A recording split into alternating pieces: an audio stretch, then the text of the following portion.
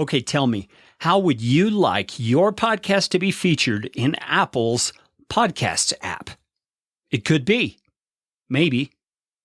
Possibly. Find out how in this episode of Podcastification.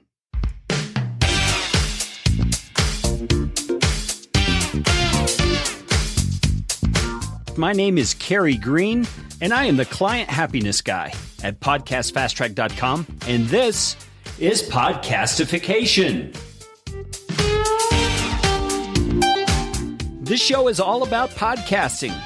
How to do it, how not to do it, best practices, interesting news items that have to do with the realm of podcasting, and who knows what else. And I'm trying to do it all with a little bit of fun and some information to help you get a show going, keep yours going, or make it better. And if you like what's going on here on the show, I would appreciate it, so appreciate it, if you could leave a rating or review on iTunes. You can find out how to do that at podcastfasttrack.com/review. That's enough of that kind of stuff. Let's get you podcastificated right away.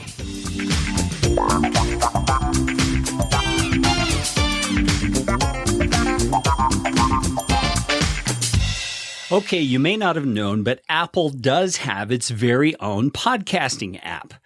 And in case you're not familiar with what that is, you should be if you're a podcaster, because the Podcasts app is what Apple puts inherently on their own applications, their own devices, like the iPhone or like an iPad.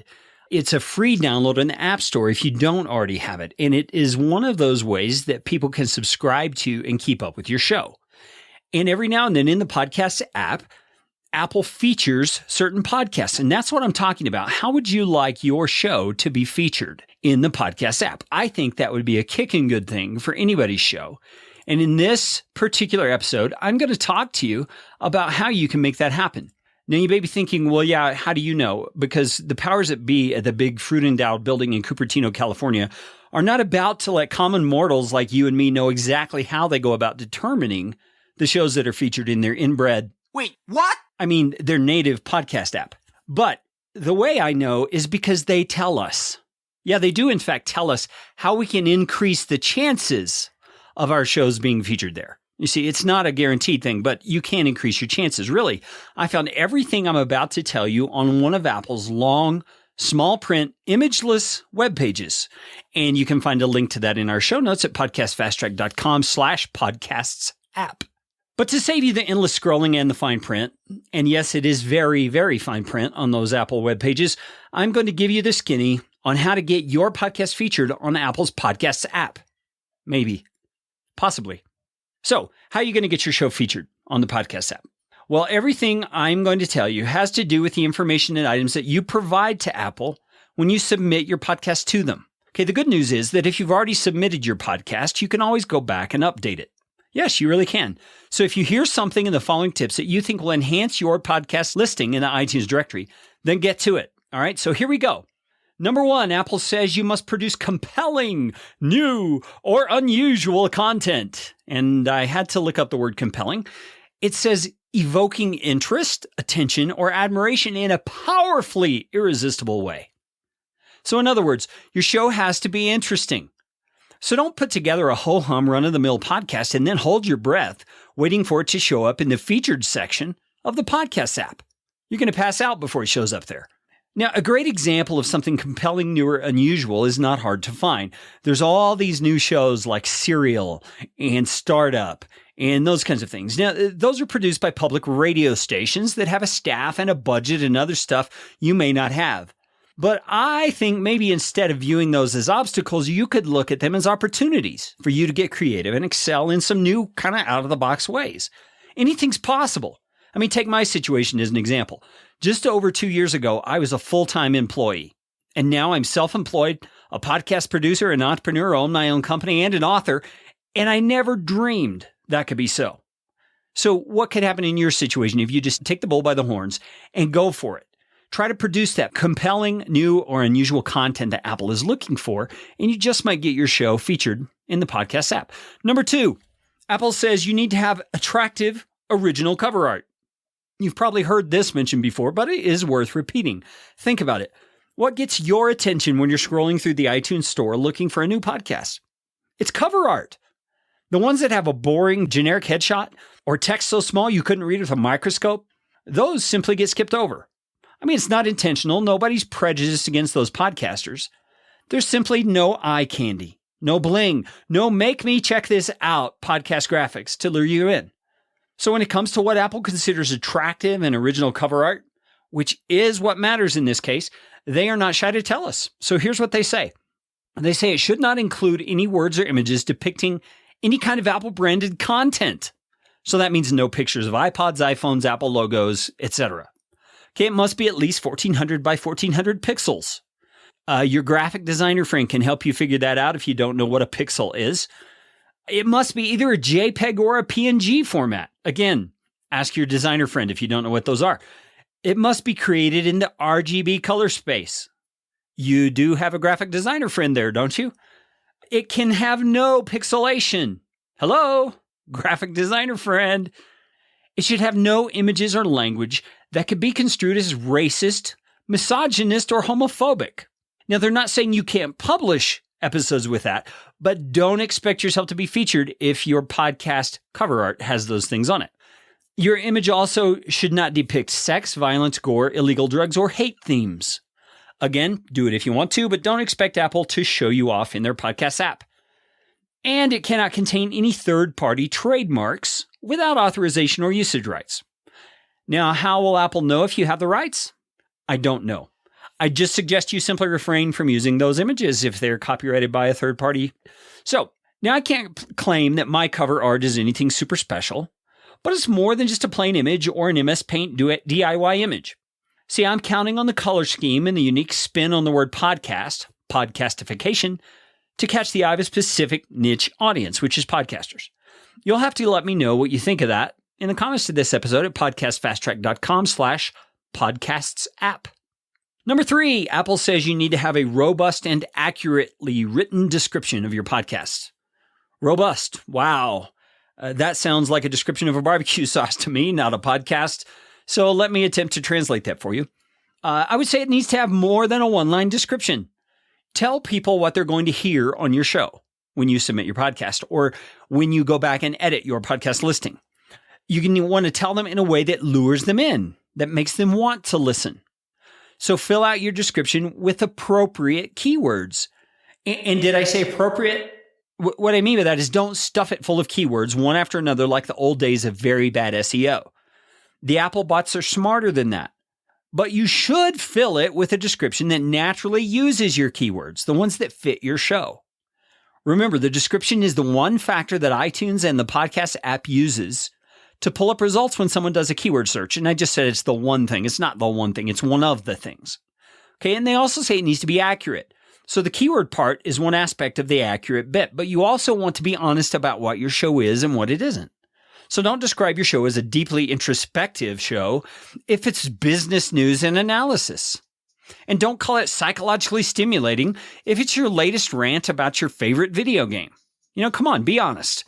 Make your description tell exactly what your show is and nothing more. Now, my tip, include a URL to your website or your landing page, or include an email address.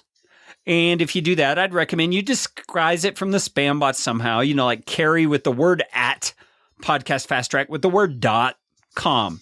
You might even include a phone number if you're that kind of a business. Believe it or not, people use iTunes as a search engine for more than just podcasts. So you want to make it easy for them to find everything that is you on the internet. That's why I say put in your URL, your email address, all those sorts of things. All right, number 4, Apple says you need to have a clear and complete author listing. Simply put, fill out the author field on your podcast. Fill it out accurately. Fill it out completely. Put more than just your name. In fact, you can even do something like this. You could put Carrie Green, podcast producer, entrepreneur, life and business coach, author. See, those are all things that are true of me. But again, you want to be honest. Don't say you're a Time Magazine person of the year if you're not. Okay? Don't lie about your podcast. People will know. And in this case, more importantly, Apple will know. Okay, number 5, they say proper tags regarding language, category, and explicit language or content. Now, there's 3 different things there, so let's talk about each. The language. If your show is an English language show, then you should pick the Spanish option. That's just plain silly. No, I'm just kidding. Obviously, list your show in the language that it's really in, okay? Category. You actually get to pick up to 3 categories for your podcast, and this is a great thing. My tip, use all 3 categories. Don't just say, oh, mine's a business podcast and pick business, okay? Use all 3, even if they're subcategories of the main category. Use them. This is going to give you more chances of being found by people who are searching within those categories. And don't list your show in categories that don't apply to your show. So for instance, don't put your show as, say, arts and crafts or whatever. I don't even know if that's a category, but don't put your show in that if it's a business show. Okay. Put them in the proper categories. And here's a bonus tip. Do not pick the podcast category unless your show is about podcasting like this show is. Okay. Now, Apple's also said explicit language or content. There's a lot of debate out there about what is considered explicit and what isn't when it comes to iTunes. Now, I get that. And we're going to get into that more on the next episode. That'll be at podcastfasttrack.com/explicit tag. But for what we're talking about here, that's not the issue. The point here is that you want the people searching the iTunes directory to get an accurate view of your show. You also need to know this. For the sake of parents who set the parental controls on their devices, your show needs to be listed correctly when it comes to the explicit tag. So here's an example.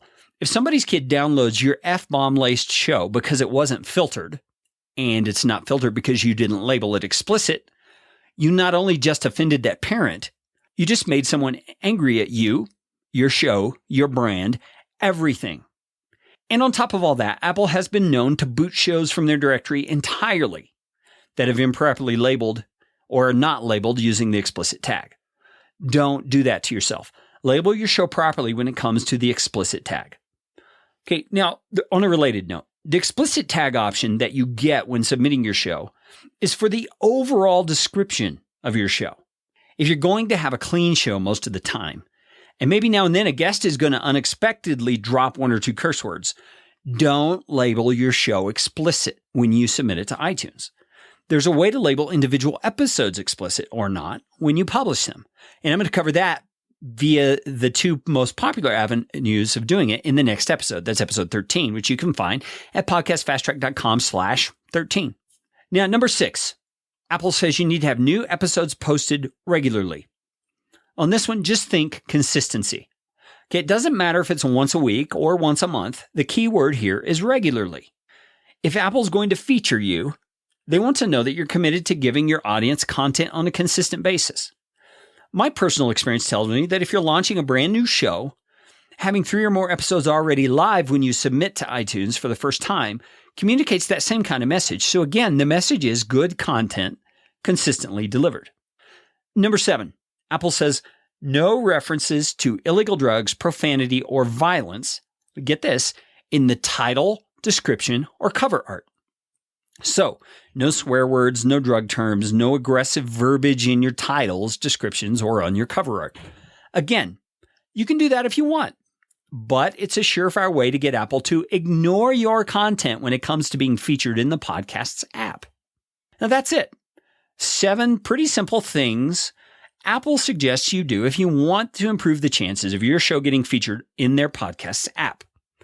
And if those sound strangely like the same things Apple suggests in order to get your show featured in their new and noteworthy section of the iTunes store, it's because they are the same things. Apple's Podcast app pulls its info directly from the iTunes store and uses almost the same criteria as the new and noteworthy category. So you're kind of killing 2 birds with 1 stone if you get this right.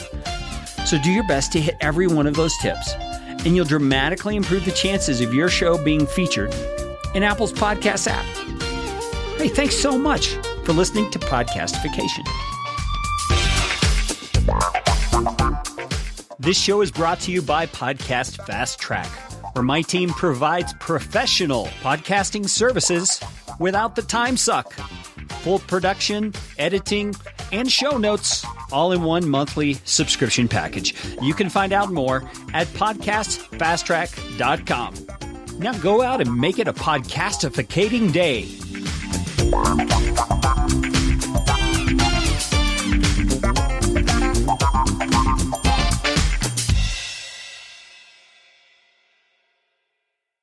The ones that have a boring, generic headache no images or language that be construed. If you're going to have a clean show most of the time, and maybe now and then a guest will blah, blah, blah.